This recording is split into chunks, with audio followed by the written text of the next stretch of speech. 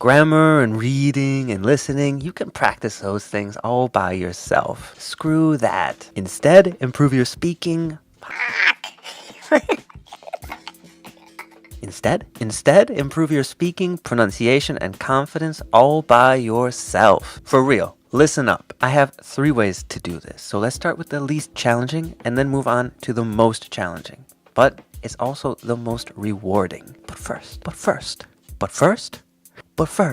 a quick little shout out to my patrons like Jessica and Nora on Patreon, where we are building a fluency support hotline.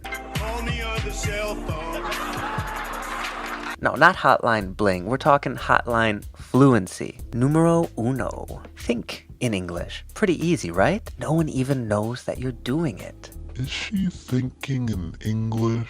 This is the first step to improving your confidence and spoken English skills. Because by filling your head up with all of those little ideas, all of those thoughts that you have all the time, you become more eager and prepared to turn these thoughts into verbal bullets.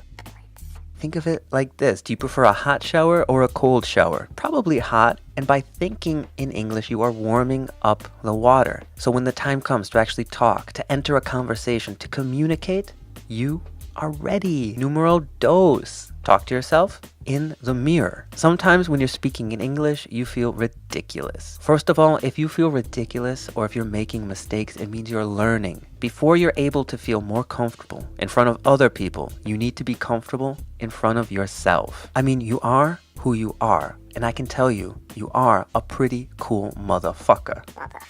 And listen up, just because I'm a native speaker doesn't mean I don't have trouble in conversations. Sometimes I can be pretty terrible at it. Callan, you guys want to talk about the weather?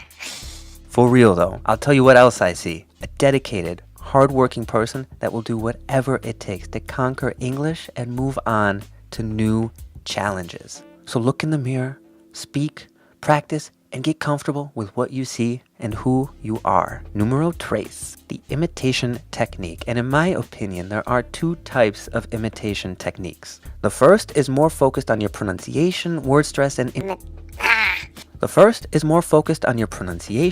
intonation.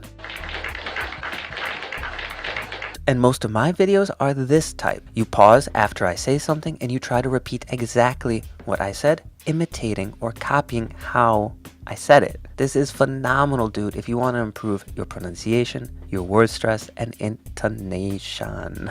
The second style focuses more on reported speech. So you pause the video again, but this time you don't copy exactly what the other person said.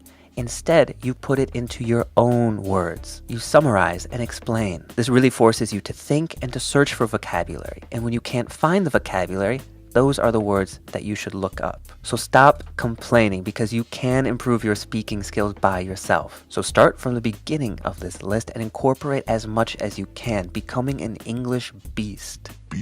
So no more complaining about having no one to practice speaking with. You can do a lot of it by yourself. So when you enter real conversations, you're ready. And hey, patrons like Nora and Jessica make these videos possible. If you like these videos too and want to support For Your English and get a lot of other cool shit, then become a patron.